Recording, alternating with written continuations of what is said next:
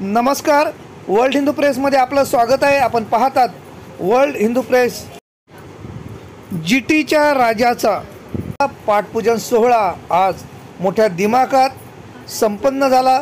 या कार्यक्रमासाठी विशेष अतिथी म्हणून युवा से युवा या सामाजिक संघटनेचे अध्यक्ष आदित्य माहीमकर हे होते।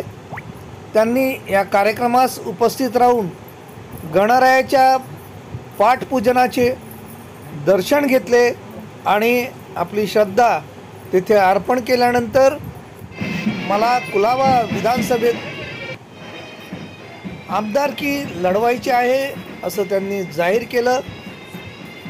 यातून एक महत्त्वाची गोष्ट स्पष्ट होते की कुलाब्याचे आमदार आणि विधानसभेचे अध्यक्ष राहुल नार्वेकर यांच्या समोर युवा से युवाचे अध्यक्ष आदित्य माहीमकर हे मोठं आव्हान म्हणून उभं राहण्याची शक्यता आहे निर्माण झालेली आहे। या संदर्भात ते नेमकं काय म्हणालेत ते पाहूयात।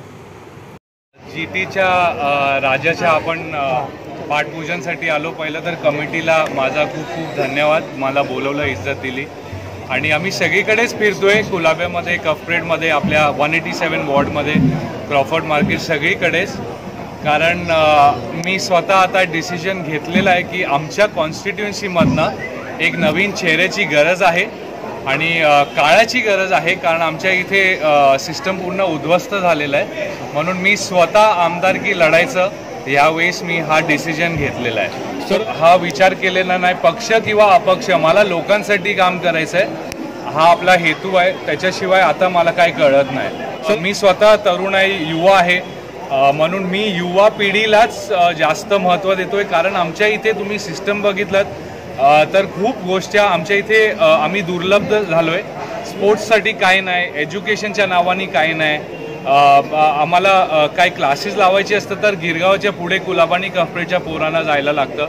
म्हणून इथे सिस्टम मी जसं बोललो उद्ध्वस्त झालं आहे, तो परत ठीक करायला हा नवीन चेहरा आणि नवीन उमेद घेऊन आम्ही उतरतोय। बिहारमध्ये चिराग पासवान पण डॅशिंग एक यंग लीडर आहेत, माझे जवळचे आहेत खूप। चिरागजी माझ्या खूप जवळचे राहिलेत, मी इन्स्पायर होतो। He is a youth leader and today the whole nation knows him.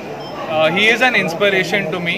मला त्यांच्याकडनं खूप काही शिकायला भेटतं, कारण ते आहेत माझ्या जवळचे आहेत, ते आहे, इन्स्पिरेशन आहे आणि त्यांच्यासारखंच काम आपल्याला पण इथे करायचं आहे। सर, निवडणुकीबाबत एकत्र या आणि एक नवीन चेंजसाठी या आणि हा इथे इतिहास घडवण्यासाठी या एकत्र। हॉस्पिटल कंपाऊंड आणि कामा हॉस्पिटल या दोघांचं मिळून एक मेडिकल कॉलेज सँक्शन झालेलं आहे यावर। तर आपल्याकडे आता खूप सुधारणा होणार आहेत, लोकांसाठी सुविधा येणार आहेत आणि ॲडमिशनच्या पण कोटा महाराष्ट्रामध्ये वाढणार आहे। तर मी साहेबांना पण सांगेन की इकडे आपल्याकडे खूप सुधारणांची गरज आहे, तर तुम्ही पण लक्ष ठेवा नक्कीच। आणि पासवान साहेब यांचे भाऊच आहेत चिरागजी, ते आता केंद्रीय मंत्री आहेत, तर त्यांचीही मदत आम्हाला लागेल। कदाचित गणपतीमध्ये आपण त्यांना आमंत्रणही करूया।